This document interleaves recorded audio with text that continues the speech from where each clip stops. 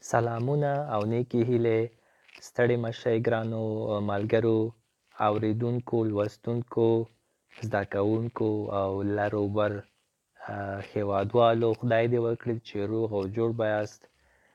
له ډېرو مودې وروسته یو ځل بیا ستاسو په درانه چوپړ کې له یو نوي لوست یا درس سره راستون شوم په ننني لوست کې تاسو ته د په پښتو کې د نومونو د یو او ډېر ګړي یعنې مفرد او جمع قاعدې درښیم او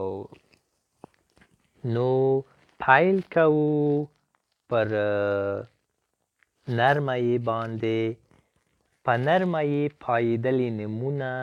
په څرګنده یې جمع کیږي نرمه یې یعنې نارینه یې چې ټکی نه لري او څرګنده یې چې دوه ټکي څنګ پر څنګ لري دا یو قاعده ده لکه یو سړی او جمع یې ډېر سړي یو منګی او ډېر منګي یو لاروی او ډېر لاروي خو دلته دوې څرګندې یا معلومې استثناوې دي لکه پلوی بیا په پلویان بدلیږي او ویی پر ویونو دا دوې استثناوې دي نور ټول دا ډول ویونه یا نومونه چې په نرمه یې پایېدلې وي په څرګنده یې په جمع کې پایېږي او یوه بله لویه استثنا د نرمه یې دا ده که چیرې په نرمه یې پایېدلې نومونه ستاینومونه یا نسبتي نومونه وي لکه د یو ځای اوسېدونکي بیا د هغو جمع په ان ځایناستي یا تاړې جمع کیږي لکه کابلی کابلیان پېښوری پېښوریان امریکایي امریکایان نور په عمومي ډول څنګه چې ما مخکې یادونه وکړه لکه دلته په نرمه یې پایېدلې نومونه په څرګنده یې جمع کیږي خو که چیرې په نرمه یې پایېدونکي نومونه د ځای اوسېدونکي د بېلګې په توګه بیا په ان ځایناستي یا وروستاړې جمع کیږي اوس راځو هغو نومونو ته چې په څرګنده یې پایېدلې وي او د هغوی جمع په لکیواله یا ښځینه یې جمع کیږي لکه یوه خوشحالي ډېرې خوشحالۍ یوه ناروغي ډېرې ناروغۍ یوه خواشیني ډېرې خواشینۍ اوس هغو نومونو ته راځو چې په یو ګړی یعنې مفرد یې په لکیواله یې پایېدلی وي نو د هغو نومونو جمع هم په لکیواله یې راځي لکه یوه ځولۍ ډېرې ځولۍ یوه نړۍ ډېرې نړۍ یوه خوبانۍ ډېرې خوبانۍ خوبانۍ مندتې ته وایي خو یوازینۍ استثنا په دې قاعده کې دا ده چې نجلۍ پر نجونې بدلیږي نور ټول په لکیواله یا ښځینه یې پایېدلي نومونه په ښځینه یې په جمع هم لیکل کیږي اوس راځو هغو نومونو ته چې په اوږده یې پایېدلې وي او جمع یې هم په اوږده یې لیکل کیږي لکه یوه زده کوونکې ډېرې زده کوونکې یوه ښوونکې ډېرې ښوونکې نو دلته یعنې یو شان پاتې کیږي په یو او ډېر ګړي کې اوس هغو نومونو ته راځو چې په زور پایېدلي وي د هغوی جمع په اوږده یې کیږي لکه یوه مڼه ډېرې مڼې یوه شېبه ډېرې شېبې وبښئ د ډېرې شېبې په ځای رانه یوه لیکل شوي او بله بېلګه دا شوه چې یوه ونه او ډېرې ونې نو د په زور پایېدلي نومونه تل په اوږده یې کیږي اوس راځو په الف پایېدلي نومونو ته په الف پایېدلي نومونه ښځینه وي په عمومي ډول او جمع یې په وې جمع کیږي لکه یوه معنا ډېرې معناوې یوه دعا ډېرې دعاوې یوه رڼا ډېرې رڼا وې. دغه نومونه په جمع کې په ګانې وروستاړي لکه څنګه ځینې خلک لیکي ناسمه ده، لکه معناګانې، دعاګانې یا رڼاګانې. داسې د قاعدې له مخې ناسم راځي، بلکې په وې سم راځي. دلته هم یوه استثنا ده، که چیرې په الف پایېدلي نومونه نارینه وي او د خپلویو یا رشتو نومونه وي لکه ماما، کاکا، لالا،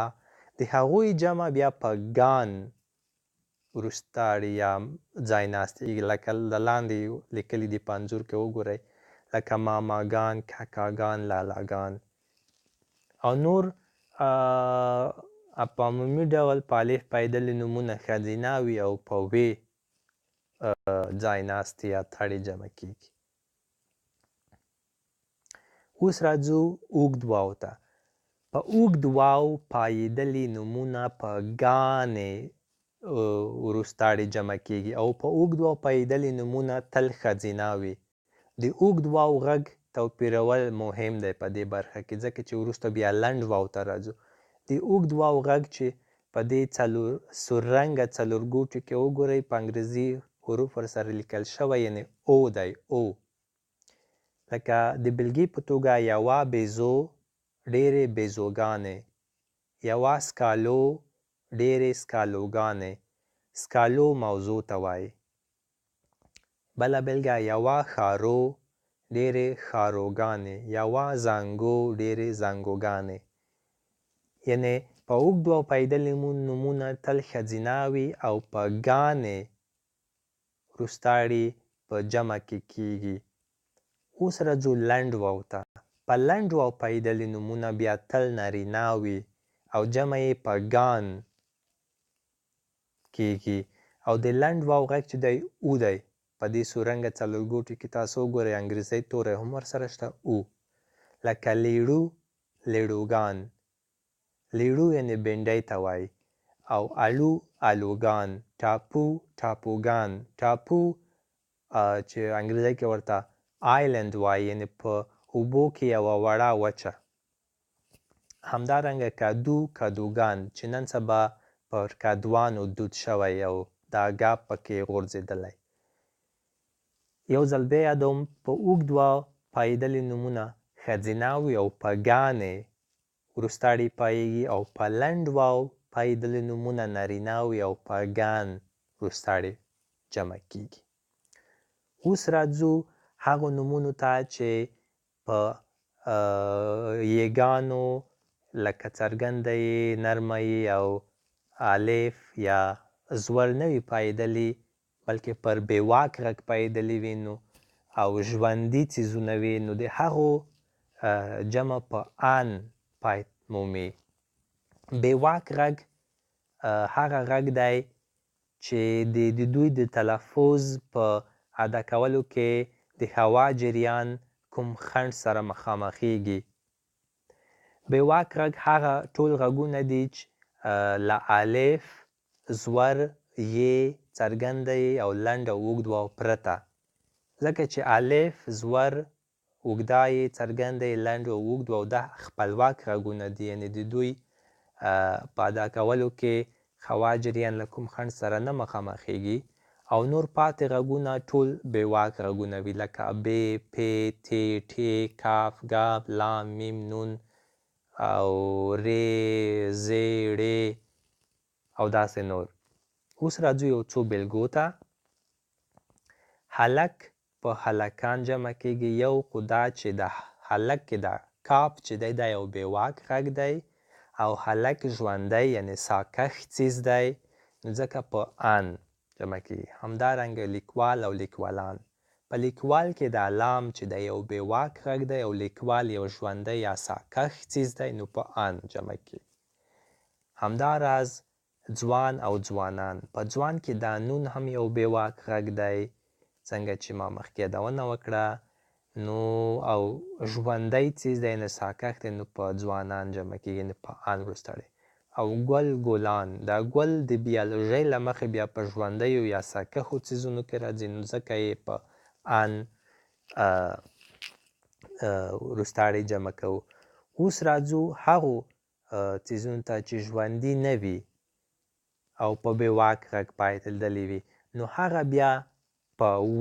اونه وروستاړي پایېږي یعنې واو نون او زور لکه کلم کلمونه کلم ناژونده یا ناساکښ څیز دی نو ځکه په اونه راځي یا کور کورونه ټوپ ټوپونه دا ټول ناژوندي څیزونه دي او په بې واک غږ دي یعنې که په بې واک غږ وي او ناژوندي وي بیا په اونه راځي او که په بې واک غږ وي او ژوندي وي بیا په آن وروستاړی راځي اوس راځو په زورکي پایدلې نومونه دا بیا قاعده نه لري په زورکي پایدلې نومونه په جمع کې کله په آن وروستاړی پایېږي او کله په اونه وروستاړی لکه لیوه لیوان دا لیوه په پای کې زورکی لري یا زړه زړونه تره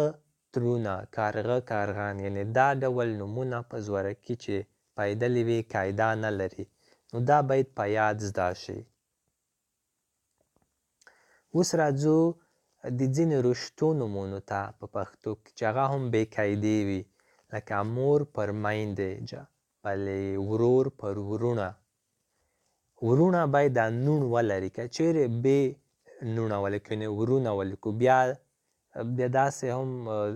مقصد ترې اخیستل کېږي لکه د ور جمع چې وي ور یعنې دروازه